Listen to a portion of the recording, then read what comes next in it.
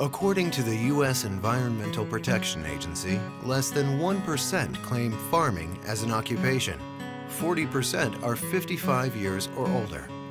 Adam Burke, a wounded veteran, started the Veterans Farm in Jacksonville, Florida to help fill this gap while helping wounded veterans in the process. I served 9 years in the Army Infantry and spent 16 months in combat in Iraq. I was wounded in Iraq in a mortar attack, took shrapnel to my head and to my legs. And after returning, I was looking for something different to do instead of working for corporate America. So I decided that not only to help with my own disabilities and all my own wounds, I decided to go out and find a place that could help heal other veterans and help bring them together. And that's why we developed the farms and the fellowship to provide horticulture therapy for disabled veterans, as well as provide the skills and the education they needed and the resources they needed to go out and start their own farms. According to a study by the Department of Veterans Affairs, nearly 30% of war veterans treated at VA hospitals suffer from post-traumatic stress disorder.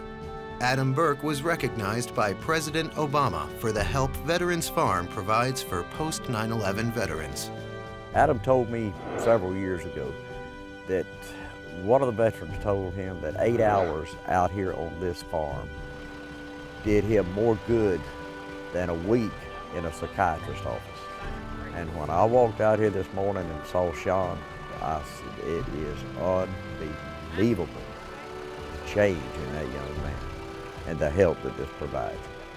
When I first got out in 2009, I was very reclusive, very quiet, antisocial, didn't want to go out too much, see any of my old friends or anything. Once I found the Veterans Farm, spoke with Adam, he brought me out here, and just getting your hands dirty and sweating with fellow veterans is kind of what brought me out of my shell just a little bit more. I learned to be a person again, I feel like, in a civilian world. I was closed off to my wife, but she comes out here with me every day. My kids come out on the weekends, and I'm just learning something to do besides Marine Corps infantry. We're already seeing food deserts pop up all over the country where people, not only in rural areas, but also in urban areas, where in the city where people don't have access to fresh fruit. With the Veterans Farm, we're trying to help fill this gap. We're trying to take the nation's veterans who have led the nation overseas in these wars, come back home, give them a new sense of purpose, a new mission in life.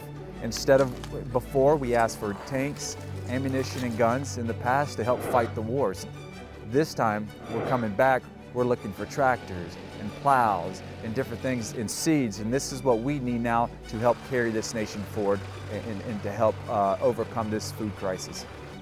There are people being trained here that I know of and have gone on back to their respective home areas and working on farms. One person I know of, his family has acquired him some land to lease.